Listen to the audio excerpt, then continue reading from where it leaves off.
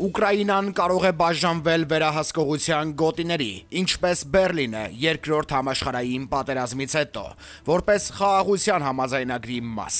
Նման առաջարկ է արել ԱՄՆ նախագահ Դոնալդ Թրամփի հատուկ բանագնացը Քիթ Քելոգը The Times-ին տված հարցազրույցում։ Նա ասել է, որ Միացյալ Թագավորության և Ֆրանսիայի զորքերը կարող են վերահսկողության գոտիներ ընդունել երկրի արևմուտքում, որպես անվտանգության երաշխավոր։ Ռուսաստանի բանակը կարող է մնալ օկուպացված արևելքում և երկուսի միջև կլինեն ուկրաինական ուժերը և ապառազմականացված գոտին, ասել է գեներալ Քելոգը։ Միացյալ Թագավորությունների և Ֆրանսիայի գլխավորած ուժերը Դնեպր գետից արևմուտք, որը կիսում է Ուկրաինան հյուսիսից հարավ, տեղակայվելու դեպքում բոլորովին սադրիչ չի լինի Կրեմլի համար, ասել է նա The Times-ին։ Հաղորդվում է, որ անցյալ ամիս գեներալ Քելոգը հեռացվել է խաղաղ բանակցություններից, քանի որ Կրեմլը բողոքել է, որ նա չափազանց մոտ է Կիևին։